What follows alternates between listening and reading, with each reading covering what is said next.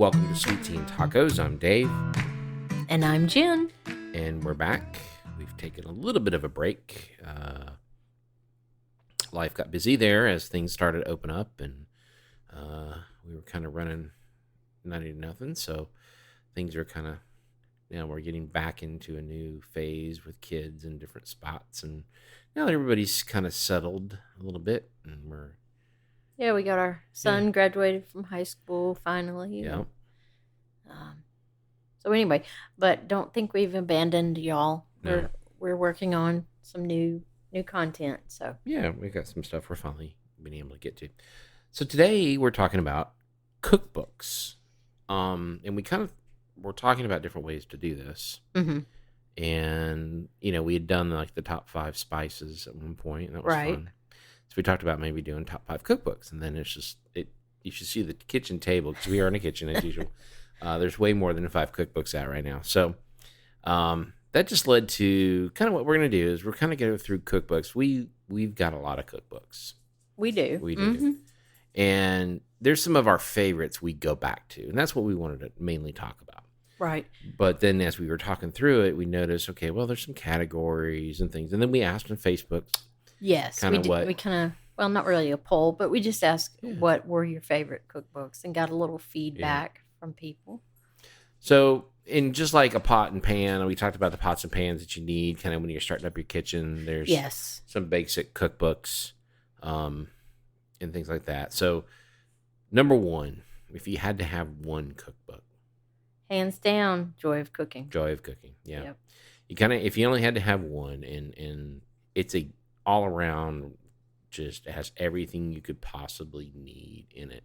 Pretty much. And we were talking, and it's really, that was before the internet. I hate to sound old, but I think it was first written in 1931. Right. So it's been around a while, but for us, we have 2 now. We have your mom's version, and we have ours, which is looking not terrible, but it's well worn, well loved. Has it been well used? And this edition that's ours came out in 1997, which was about a year before we got married. Yep. So that was kind of perfect timing. And we have just referenced this thing so much. Yeah.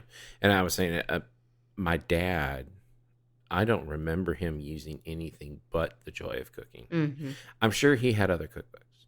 And when he listens, he'll probably go, yeah, I used a bunch of it. But I don't remember. All I remember is the Joy of Cooking. I just have this memory of, well, it's time to cook something. Go grab the Joy of Cooking. And you kind of had to hold it together because it was falling apart.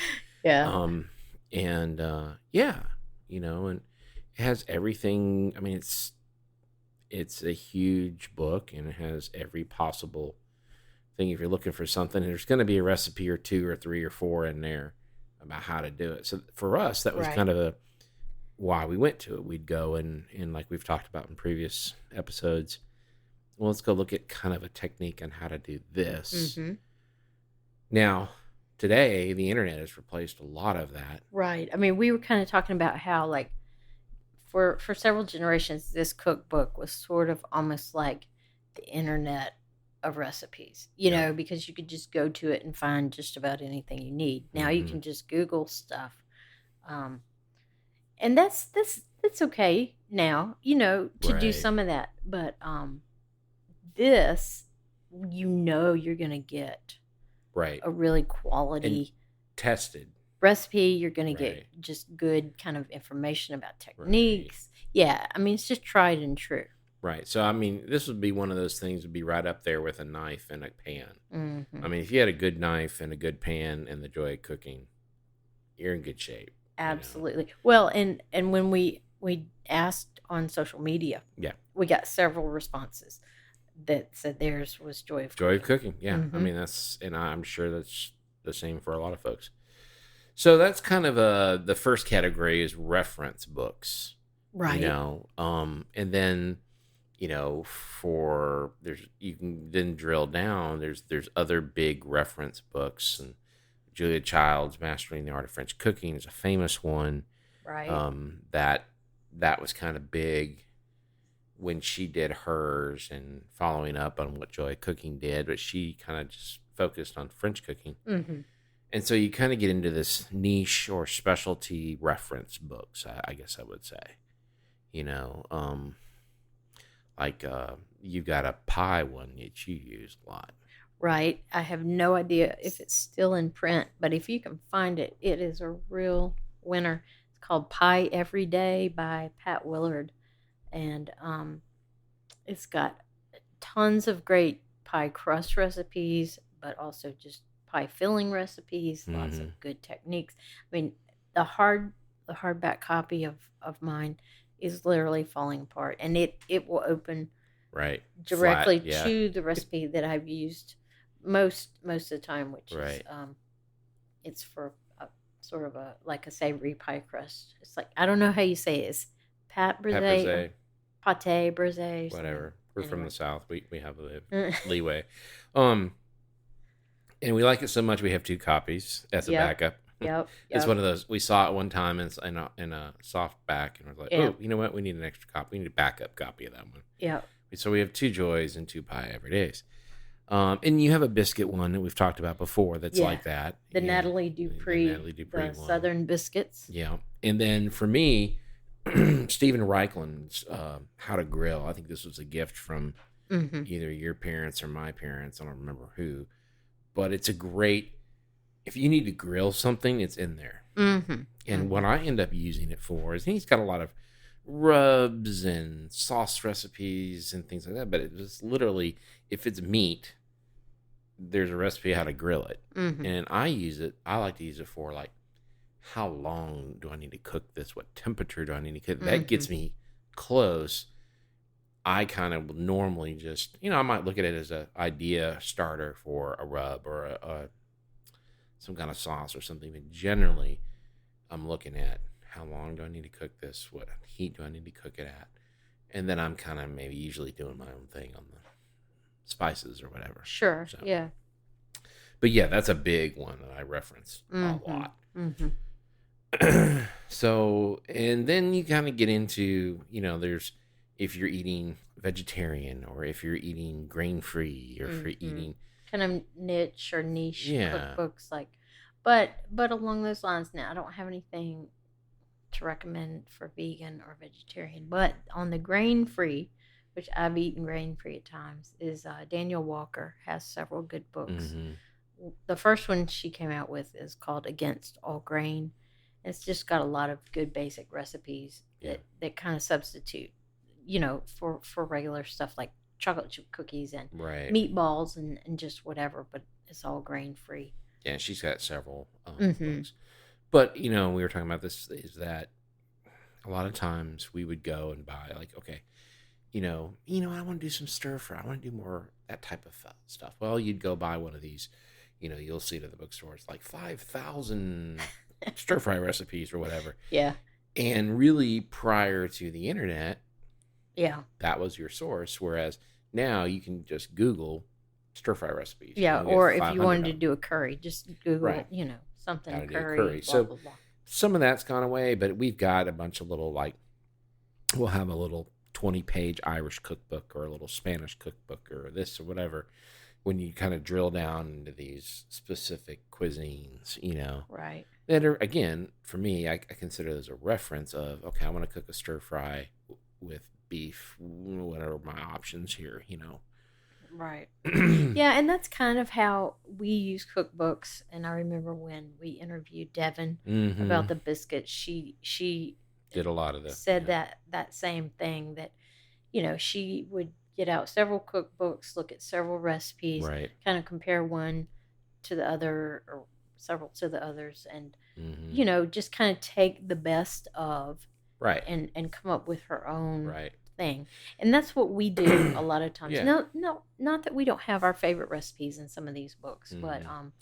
that's a good way to do it. Once you kind of get your sea legs as far as cooking and feel a Mhm. little bit more confident, don't feel like you just have to open up a cookbook Right. and go by it so strictly, unless Right. it's maybe for something baking. Baking's more science. Yeah. Exactly. But feel free to improvise and, change out the spices. Or Right. if you don't have that ingredient, substitute something similar or whatever. And, it's like, hey, I want to do this, or hey, all of a sudden I found this at the grocery. Oh, you know what? Or at the farmer's market. How do I cook callaloo or whatever this kind of interesting thing is? Well, then we pull out the joy. Let's restart there. Okay, well, Right. Joy. And when we find, Mm-hmm. well, a lot of these recipes are Italian. So let me go grab an Italian cookbook. And then it gets me into this other little rabbit trail of Mm-hmm. the Italian. And then, and that's kind of how we end up doing stuff. So you got the reference. Then you kind of got the niche Mm-hmm. reference, I would say.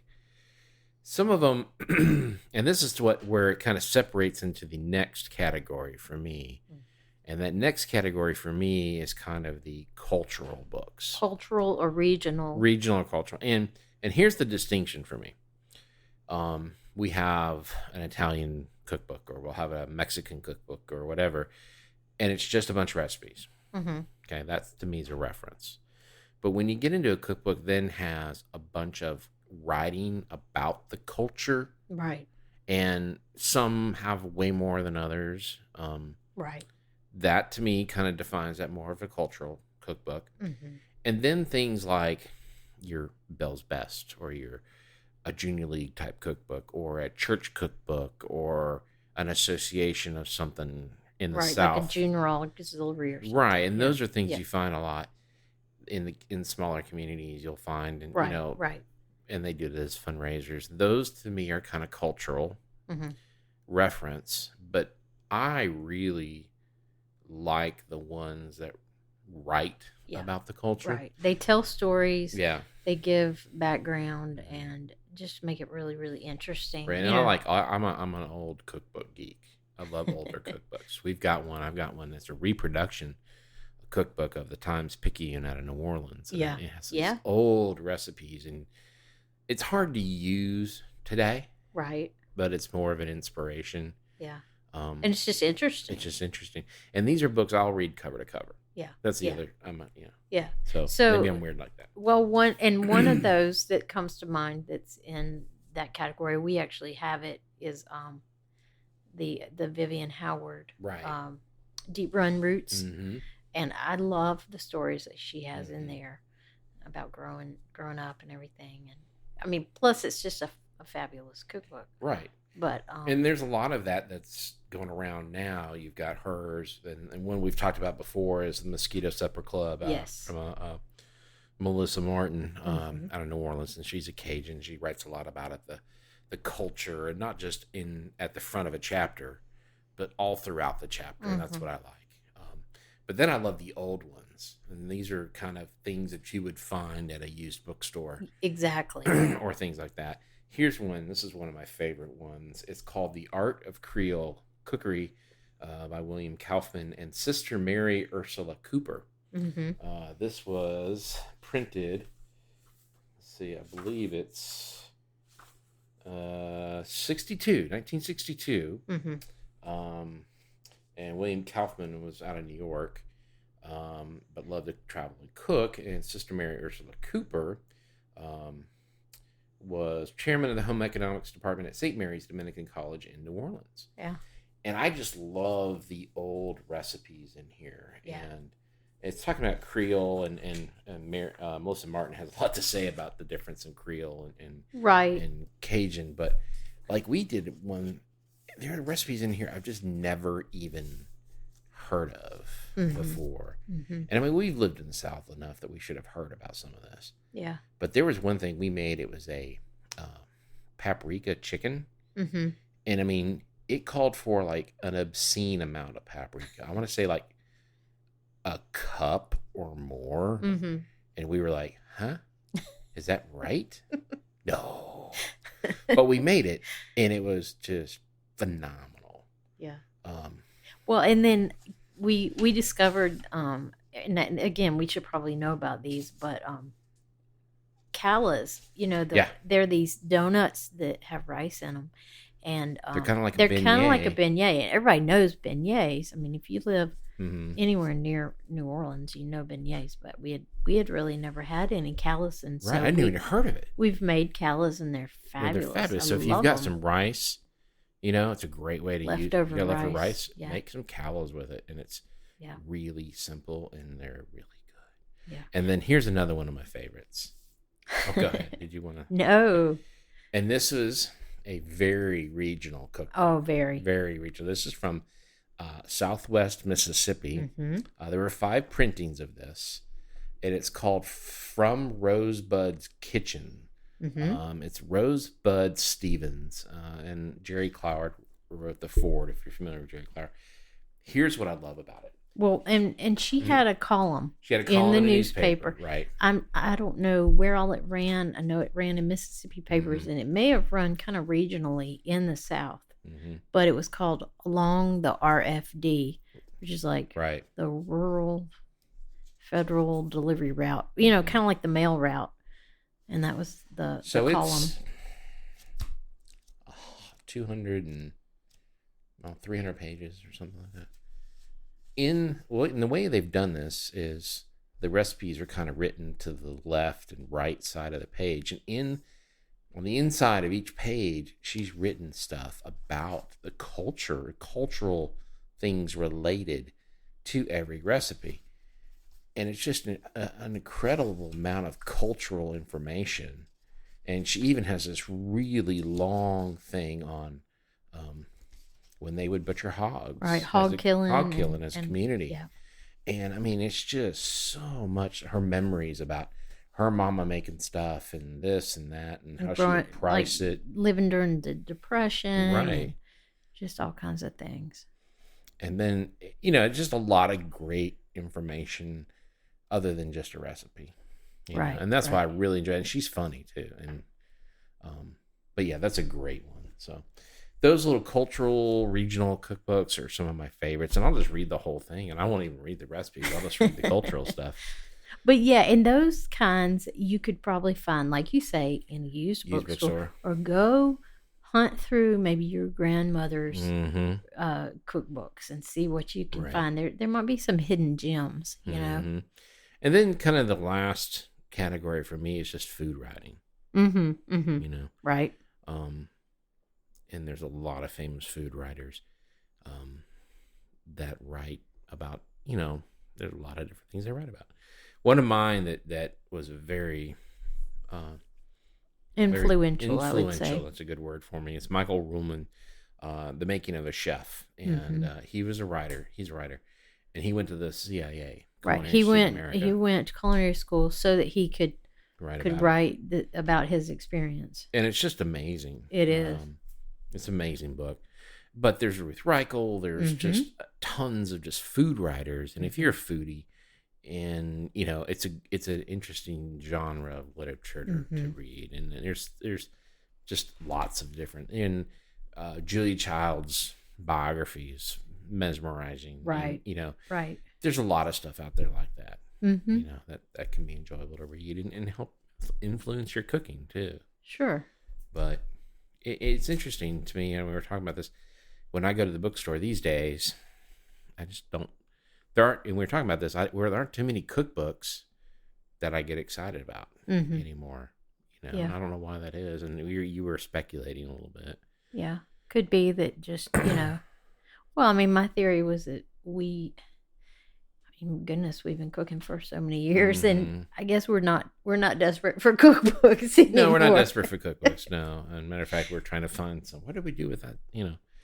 But like that Mosquito Supper Club, that was the first cookbook I probably bought in ages. Oh, yeah, at least probably 10 years. Yeah, I mean, it's just the internet has really made finding recipes a whole different thing. So now when I'm looking for a cookbook, I'm looking for different things in it. Right. And it's got to be something really, really special. Right. Yeah, absolutely.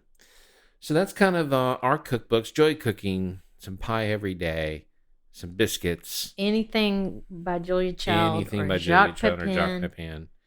Some good reference books, and then maybe some drill down on some specific technique books, like maybe a grilling book, and then those good cultural gems that are hard to find and are disappearing, Right. and hold on to some of those. I mean, this Art of Creole Cookery, I think that was your mom's It was, and I want to say she had been a member of some kind of cookbook club, club or like something. where Yeah. they would send you a cookbook every month, Right. kind of like the record clubs used Yeah. to do.